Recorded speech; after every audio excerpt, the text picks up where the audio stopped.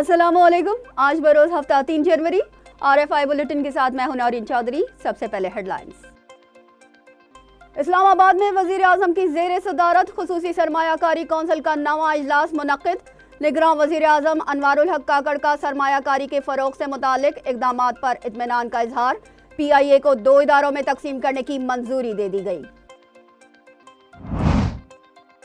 निगरान हुकूमत ने करोड़ों परचून फरोशों को टैक्स नेट में लाने के लिए ताजिर दोस्त मोबाइल ऐप की मंजूरी दे दी। हर दुकानदार को टैक्स जमा करवाना होगा। मकबूजा कश्मीर से इजहार यकजहती के लिए कायदे आजम अकेडमी सेमिनार का इनेकाद। राब्ता फोरम इंटरनेशनल के चेयरमैन नुसरत मिर्जा ने खिताब करते हुए कहा कि मसला कश्मीर इस खित्ते में जंग का फ्लैश पॉइंट है।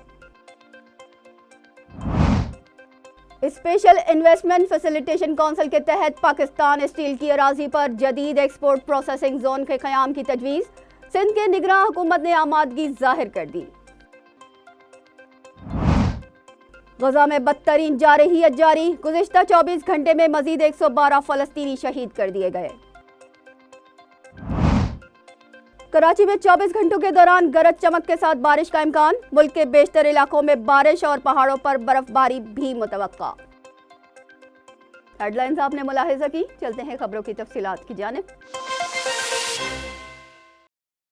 इस्लामाबाद में वजीर आजम की जेर सदारत खुसूसी सरमायाकारी कौंसिल का नवा इजलास मुनक्किद हुआ, जिसमें सरमायाकारी के फरोग से मुतालिक इकदामात पर इत्मीनान का इजहार किया गया।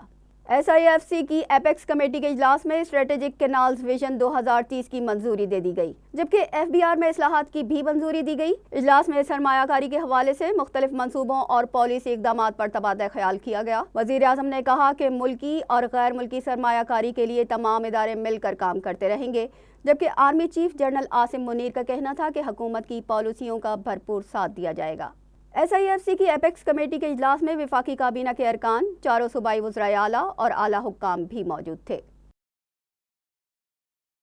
ख़ुसूसी सरमायाकारी कौंसिल के इजलास में पाकिस्तान इंटरनेशनल एयरलाइन को 2 इदारों में तकसीम करने की मंजूरी दे दी गई है। SIFC के इजलास में वजीर निजकारी फवाद हसन फवाद ने कहा कि PIA को 2 हिस्सों में तकसीम करने से 830 अरब के वाजिबात नई होल्डिंग कंपनी को मुंतकिल हो जाएंगे। असासों के फरोग से उनकी अदायगी होगी। कलीदी ऑपरेशन के फरोख्त लेन देन के हकीकी मॉडल के मुताबिक होगा। 280 अरब रुपए के कर्ज के लिए तिजारती बैंक आमादा हैं, जिसकी मियाद 10 साल के लिए 12% की शरह से होगी। ताहम बैंक से तहरीरी रजामंदी के बाद हतमी शक्ल दी जाएगी। प्राइवेटाइजेशन कमीशन मुफस्सल रिपोर्ट काबीना के आइंदा इजलास में पेश करेगा, जबकि खुसूसी सरमायाकारी कौंसिल के इजलास में फैसला किया गया है कि पावर सेक्टर के 1.27 ट्रिलियन रुपए के कर्ज की अदायगी की IMF से मंजूरी ले ली जाएगी। वजारत खजाना के मुताबिक नवंबर 2023 तक तवानाई के शोबे का कुल गर्दिशी कर्जा 5,725 अरब रुपए तक पहुंच गया है। निगरान हुकूमत ने करोड़ों परचून फरोशों को टैक्स नेट में लाने के लिए ताजिर दोस्त मोबाइल ऐप की मंजूरी दे दी। हर दुकानदार को टैक्स जमा करवाना होगा। FBR के झेली इदारे पाकिस्तान रेवेन्यू अथॉरिटी ने मोबाइल ऐप ताजिर दोस्त तैयार की है, जो एक कौमी कारोबारी रजिस्ट्री है जिसमें मुल्क में हर किस्म का कारोबार करने वालों को रजिस्टर करना होगा। पहले से रजिस्टर्ड अफराद के नाम ताजिर दोस्त डेटा में शामिल होंगे। टैक्स की शरह दुकान के सालाना किराए के 10% तक होगी।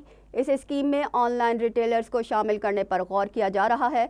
FBR ऑनलाइन मार्केट से मुंसलिक इदारों से मुशावरत कर रहा है। स्टील मिल्स की अराजी पर एक्सपोर्ट प्रोसेसिंग जोन कायम किया जाएगा।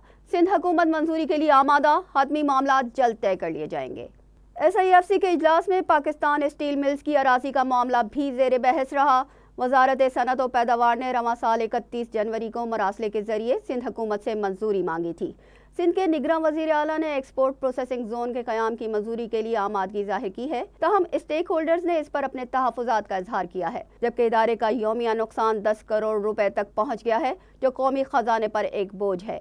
स्टील मिल्स के प्लांट्स के लिए 10,000 एकड़ ज़मीन मुख्तस है, जिस पर एक्सपोर्ट प्रोसेसिंग जोन की तामीर से मुल्की मईशत को सहारा मिल सकता है। मकबूजा कश्मीर से इजहार यकजहती के लिए कायदे आजम अकेडमी सेमिनार का इनेकाद किया गया। राब्ता फोरम इंटरनेशनल के चेयरमैन नुसरत मिर्जा ने खिताब करते हुए कहा कि मसला कश्मीर इस खत्ते में जंग का फ्लैश पॉइंट है। قائد اعظم اکیڈمی کراچی میں یکجہتی کشمیر کے عنوان سے ہونے والے سیمینار میں رابطہ فورم انٹرنیشنل کے چیئرمین نصرت مرزا مہمان خصوصی تھے۔ انہوں نے اپنے خطاب میں کہا کہ بھارت انتہا پسندی کے فلسفے پر عمل پیرا ہے۔ پاکستان نے قیام کے فوراً بعد جس تیزی سے کامیابی کا سفر شروع کیا وہ عالمی ساہوکاروں کے لیے ناقابل قبول تھا۔ ایک کتاب ہے نو ایگزٹ فرام پاکستان، مل رہی ہے مارکیٹ میں، آپ جو جائزہ لے لیں۔ اس میں امریکی سفیر نے یہ لکھ کے بھیجا کہ اگر پاکستان اس طرح سے چلتا رہا جیسا کہ ایوب کے دور میں شروع ہو گیا تھا، ہماری انڈسٹریلائزیشن ہو گئی تھی اور ہمارا جو پہلا 5 سالہ منصوبہ تھا وہ ساؤتھ میں کوریا نے لیا، آپ کے انہوں نے لیا، سارے جو فار ایسٹ کے لوگ ہیں انہوں نے ہمارے 5 سالہ منصوبے لے کے ترقی کر گئے ہیں اور ہم ویسے ویسے بیٹھے ہوئے ہیں۔ تو انہوں نے لکھ کے بھیجا کہ اگر یہ ملک چلتا رہا تو یہ پھر 20 سال کے اندر عالمی طاقت بن جائے گا۔ تو اس وقت کا جو کینیڈی تھا، کیا نام تھا اس کو جس کو مار دیا تھا، جان ایف کینیڈی، اس نے یہ بات کہی، اس نے بات لکھی، فکس اٹ، یہ جملہ ہے، اس کو پڑھ لیجیے۔ اور اس کے بعد میں آپ جب یہ باتیں کہتے ہیں تو بہت سی جب عالمی معاملات چلتے ہیں تو اس میں جو 65 کی جنگ بھی ہوئی تو وہ اسی سلسلے کی کڑی تھی۔ اور اس میں ایک بات جو ہمارے ڈاکٹر صاحب نے جو بات کی، اس میں یہ رن آف کچھ کا جو معاملہ ہوا وہ بھول گئے، وہ بات بتانا اسی سلسلے کی کڑی تھی۔ رن آف کچھ میں جو ہم نے ان کو ہرایا کیونکہ یہاں پہ وہ کپڑے پہ دباؤ بڑھانا چاہتے تھے، تو ٹیکا خان نے آ کے اس کو رن آف کچھ کو علاقے کو، بہت سے علاقوں کو انڈیا سے چھینا جو ہمارے میں شامل کیا۔ سیمینار سے بلدیہ کالج کے پرنسپل پروفیسر ڈاکٹر محمد عابد عباسی نے خطاب کرتے ہوئے کہا کہ قائد اعظم کے فرمان کے مطابق کشمیر پالیسی پر عمل کرنا ہوگا۔ قائد اعظم نے کہا کشمیر ہماری شہر آ گیا۔ سوال یہ اٹھتا ہے کہ قائد اعظم نے کب کہا تھا؟ یہ کب کہا؟ کسی اسمبلی میں نہیں کہا، کسی اجلاس میں نہیں کہا، کسی تقریر میں نہیں کہا، ٹھیک ہے؟ وہ تو کسی کے سامنے ذکر کیا تھا، انہوں نے اپنی ڈائری میں لکھا، کسی کے سامنے ذکر کیا، اسمبلی میں کہا یا تقریر میں کہا۔ یہ بتائیں کہ وہ شیرک ہے یا نہیں ہے؟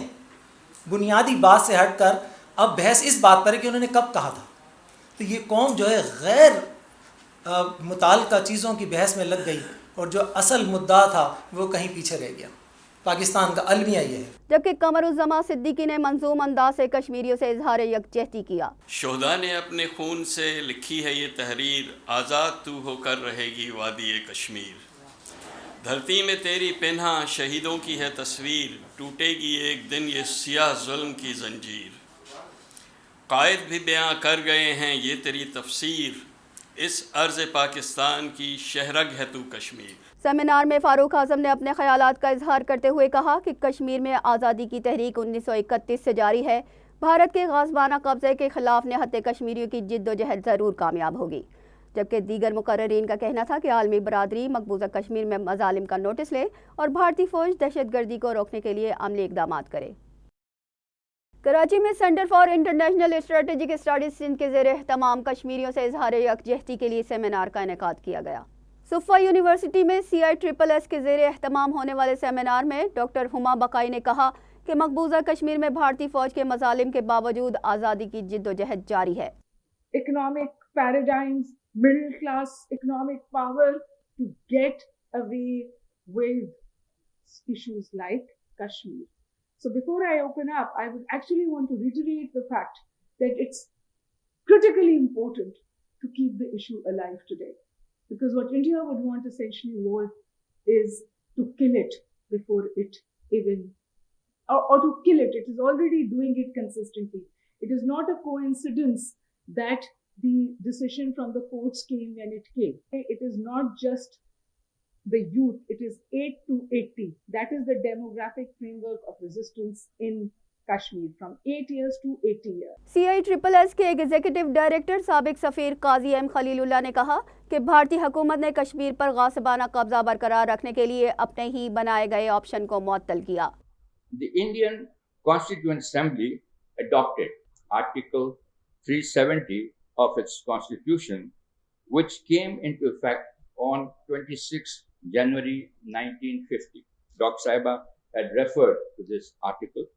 The article ensured a special status and internal autonomy for Jammu and Kashmir, with Indian jurisdiction in occupied Kashmir limited to 3 areas: defense, foreign affairs, and communications.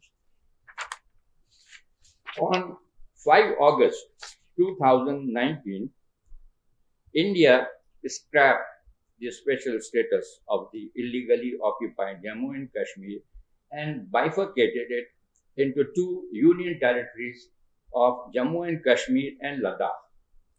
India has since started a process to change the demographic structure and political landscape of occupied Kashmir. Recently, Indian Supreme Court also endorsed the illegal actions of Indian government of 5 August 2019. जबकि professor doctor Rizwan ज़ेब ने कहा कि मोदी हुकूमत दहशतगर्दी के बहाने जारहाना कार्रवाई कर रही है, जिस पर उसे आलमी ताकतों की हिमायत भी हासिल होती है, जिसे मोदी सियासी मकासद के लिए इस्तेमाल करता है. There is an understanding in India, Indian strategic circles, especially Modi's camp. Any action that you take under the guise of countering terrorism and related to national security would hardly provoke any reaction from the international community. Where is the evidence of this? You have to go back to 2014, the so-called surgical strike on Pakistan. What was the reaction of the international community on that? No one questioned its veracity. 2019, Pulwama crisis, the Balakot strike. Just look at how the Americans and the other power centers reacted to the Indian attack in Balakot. However, it changed after Pakistan's Operation Sifrul Dog. And that is because, in this case, Pakistan opted to respond. How it affected Modi's political prospects, you all know. He won with a landslide victory in the elections and had the majority that he needed to make such a change in the Indian Constitution. सुफ़ा university DHA के vice chancellor professor doctor Ahmad Saeed Minhas ने कहा कि भारतीय हुकूमत ने अपने ही आइन की खिलाफ वर्जी करके कश्मीर की खसूसी हैसियत को ख़त्म किया. Less communication, defense and foreign policy. इनकी अपनी लॉज होंगी, अपना कॉन्स्टिट्यूशन आएगा, फिक्र न करें, हम इसको सेट करने जा रहे हैं, हालात थोड़े ठीक हो वो ना हो, because Indians are always known for betrayals. Seminar के अख्ताम पर सुफ़ा यूनिवर्सिटी DHA और centre for international strategic studies Sindh के माबैन मुफाहमती याददाश्त पर दस्तखत किए गए. गवर्नर गिलगित बल्तिस्तान सैयद मेहदी शाह ने इस्लामाबाद में chief of the naval staff admiral Naveed Ashraf से मुलाकात की, जिसमें नेवल चीफ ने गवर्नर को इलाकाई और आलमी समंदरी माहौल के बारे में आगाह किया. नेवल चीफ ने गवर्नर को यकीन दिलाया कि पाक बहरिया गिलगित बल्तिस्तान की तरक्की के लिए अपना ताउन जारी रखेगी. इसी तनाजुर में गवर्नर को मुल्क को दरपेश मैरीटाइम चैलेंजेस से निपटने के लिए पाक बहरिया के किरदार से भी आगाह किया गया. नेवल चीफ ने पाकिस्तान की मईशत की बेहतरी के लिए मैरीटाइम सेक्टर की अहमियत पर जोर दिया.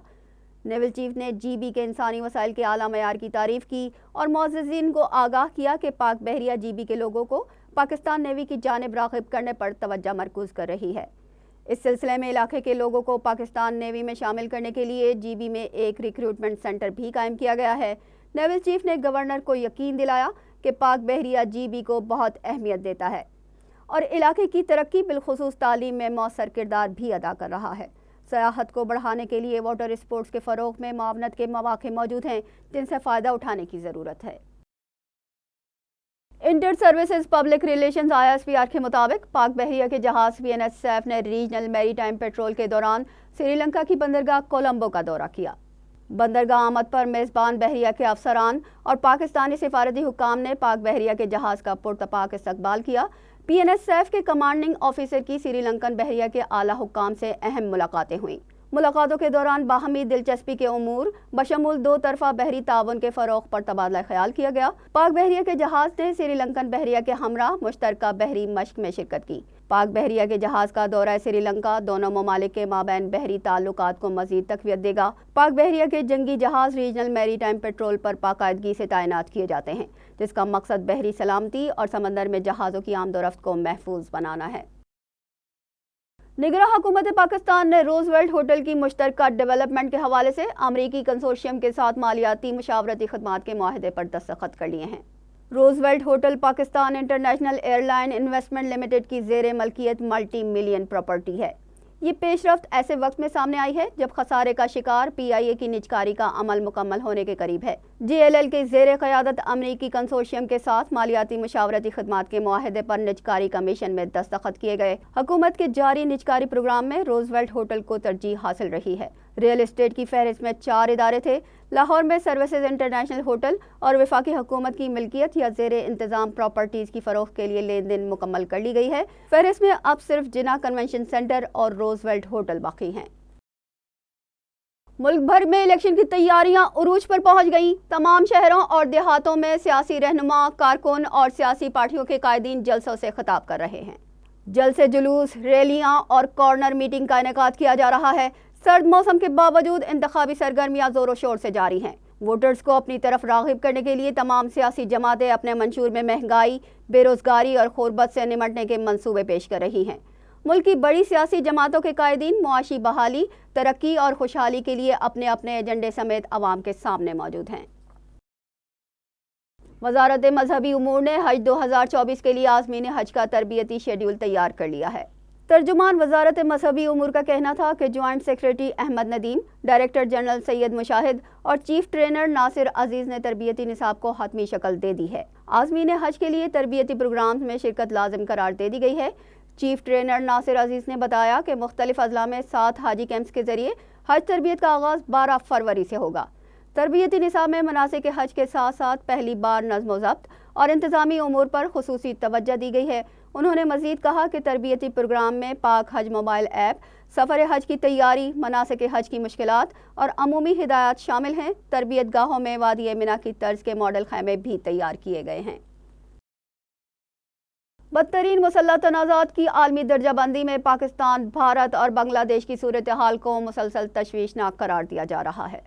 Armed conflict location and event data project نے 2023 کے دوران بدترین مسلح تنازعات کا شکار 50 ممالک سے متعلق اپنی کانفلکٹ واچ لسٹ رپورٹ 2024 جاری کر دی ہے۔ رپورٹ میں بدترین مسلح تنازعات والے ممالک میں میانمار کو پہلے، شام کو دوسرے اور فلسطین کو تیسرے نمبر پر رکھا گیا ہے۔ رپورٹ میں پاکستان کو 14، بھارت کو 15 اور بنگلہ دیش کو 17ویں نمبر پر رکھا گیا ہے۔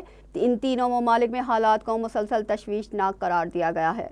رپورٹ میں بھارت کی درجہ بندی 1 پوائنٹ جبکہ پاکستان اور بنگلہ دیش کی 5 پوائنٹ خراب ہوئی ہے۔ رپورٹ میں اسرائیل کی صورتحال کو بھی پریشان کن قرار دیا گیا ہے۔ اسرائیل کی درجہ بندی 20 پوائنٹ خراب ہونے کے بعد 50 ممالک میں 22ویں نمبر تک پہنچ گئی ہے۔ غزہ میں بدترین جاری ہے۔ 24 گھنٹے میں مزید 112 فلسطینی شہید کر دیے گئے۔